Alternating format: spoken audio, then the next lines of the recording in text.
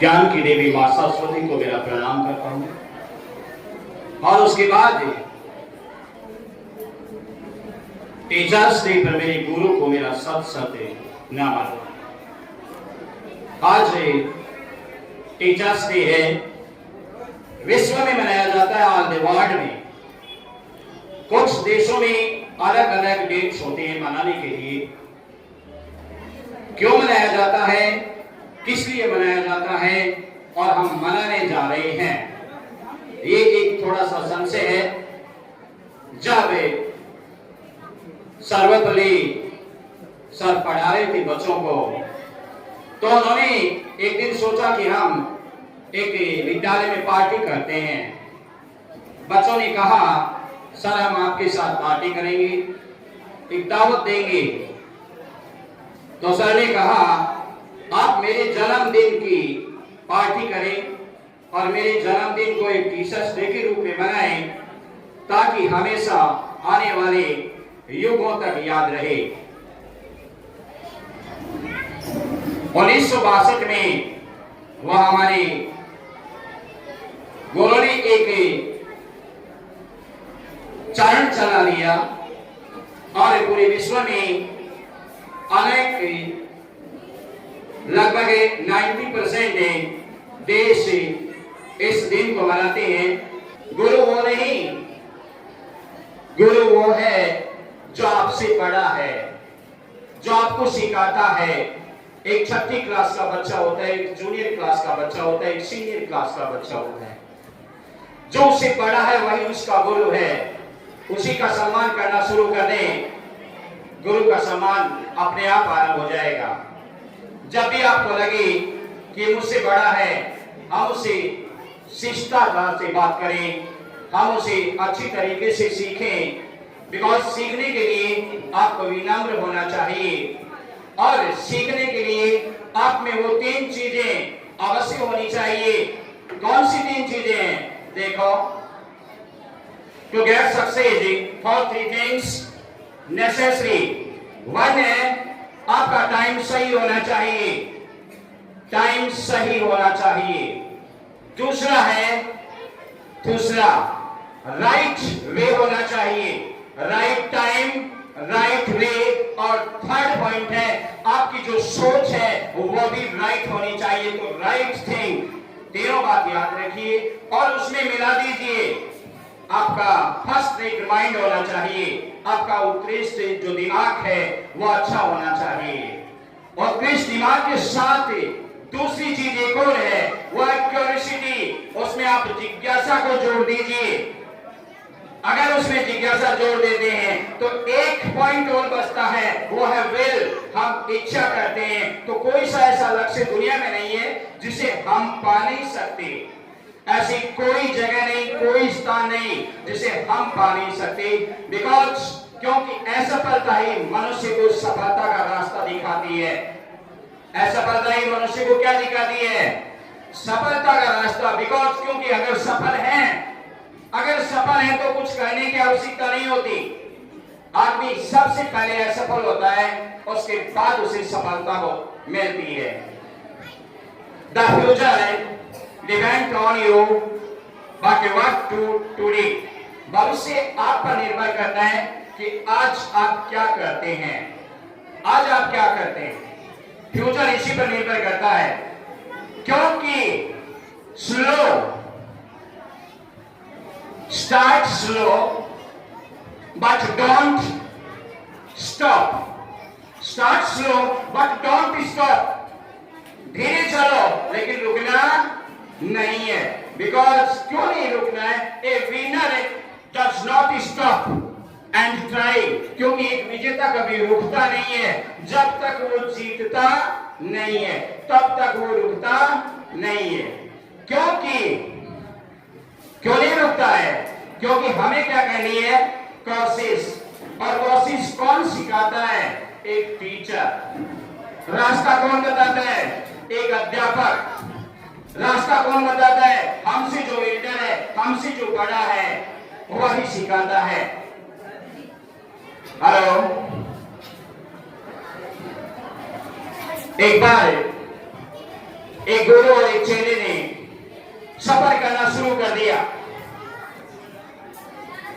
एक गुरु और चेले ने सफर करना शुरू कर दिया। एक गांव से दूसरे गांव में जाते थे। जाते जाते एक ऐसा गांव आ गया जहां हर चीज मिट्टी के भाव बिकती थी। अब लड्डू खरीदो 1 किलो और 1 किलो मिट्टी ले जाओ। घी खरीदो 1 किलो मिट्टी ले जाओ। शिष्य ने कहा मैं तो आज यहीं रहूंगा सर, आप दूसरे गांव में चले जाओ। अरे बोला क्यों? क्योंकि सर यहां कोई पैसा नहीं लगता, यहां कुछ भी नहीं लगता और मुझे यहां से अच्छी कोई जगह नहीं है।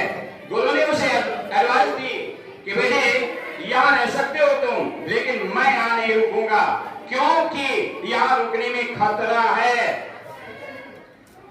थोड़े दिन बाद चेला वहां रहता हुआ हलवा खाता है, कभी लड्डू खाता है, कभी घी चूरमा बनाता है। अब इतना मोटा तगड़ा हो गया, मुझसे भी ज्यादा मोटा। उस गांव में एक जगह चोरी हो गई। गुरु दूसरे गांव में था, वहां चोरी हो गई। ध्यान से सुनना, गुरु की बात कितनी सच थी। अगले गांव में गुरु रहता है, उसी गांव में चेला रहता है। मोटा तगड़ा हो गया, एक मंदिर में रह रहा आराम से। उसी गांव में चोरी हो गई और राजा को शिकायत मिली कि चोर को पकड़ा जाए। राजा ने कहा कि फांसी का फंदा ले आओ। फांसी ले आए, चोर पकड़ा गया, लेकिन वो दुबला पतला था। राजा ने कहा, सेवक जो थे उन्होंने कहा कि महाराज फांसी से फिट नहीं आ रही है। तो बोले कि जिसे फिट आए उसको दे दो। फांसी है, जो फिट आए उसे दे दो।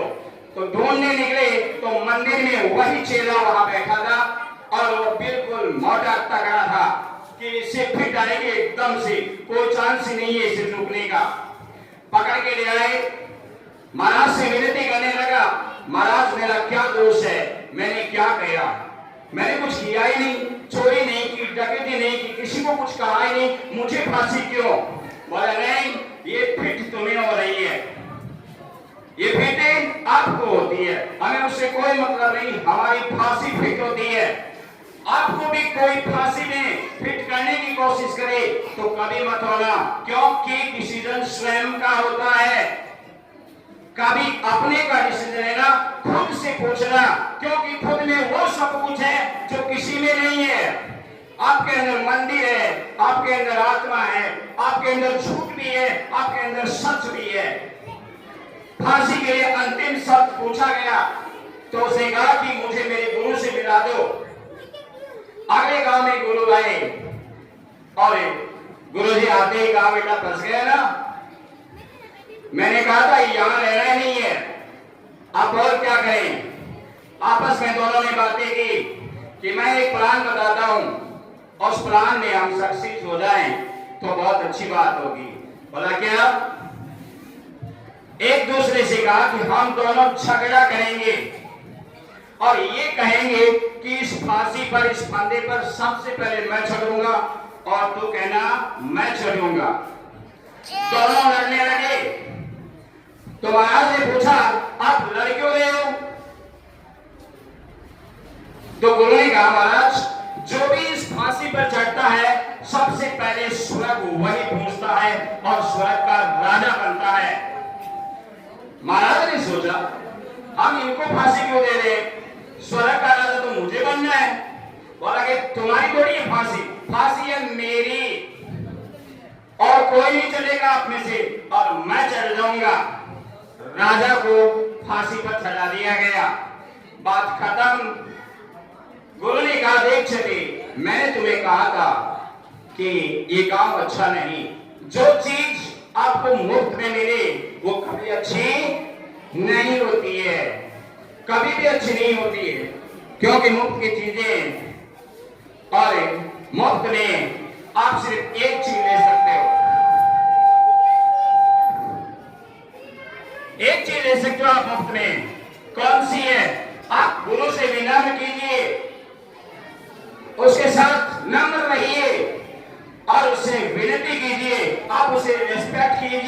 और रिक्वेस्ट कीजिए, आपको जरूर दे देगा, क्योंकि उसका वो कभी मोल नहीं लेता है, कभी भी नहीं लेता है। यहां तक कि कहीं भी किसी भी मोड़ पर आप उसे पूछोगे, आपको अवश्य कुछ न कुछ आपको जरूर बताएगा। एक छोटा सा है अपने माइंड के लिए,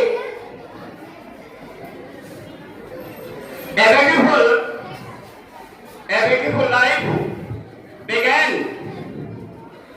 with a beautiful mind। एक सुंदर जीवन एक अच्छे दिमाग से शुरुआत होती है। एक अच्छे जीवन की एक अच्छे दिमाग से शुरुआत होती है।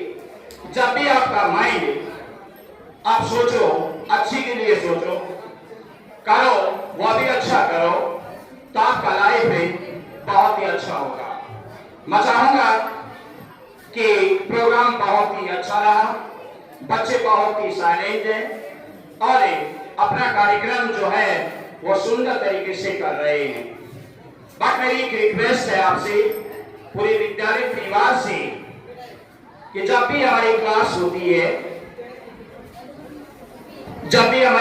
होती है, क्लास चाहे एलकेजी की हो, चाहे आपकी सीनियर क्लास हो, अगर बच्चा क्लास में साइलेंट है, इसका मतलब है क्लास साइलेंट है, और क्लास साइलेंट है, ऑटोमेटिक स्टडी होगी। बिकॉज क्यों होगी? टीचर नहीं पढ़ा रहा है, कोई बात नहीं, बच्चा बोल नहीं रहा है, ये सबसे बड़ी बात है। क्योंकि बच्चे अगर आपस में बात नहीं करेंगे, इसका मतलब है वो स्टडी अवश्य करेंगे। अगर बच्चा बात करता है क्लास में, इसका मतलब स्टडी नहीं होती। तो मैं इतना ही कहूंगा, और मेरे गुरु को फिर से मेरा 100 बार सत सत नमन। जय हिंद।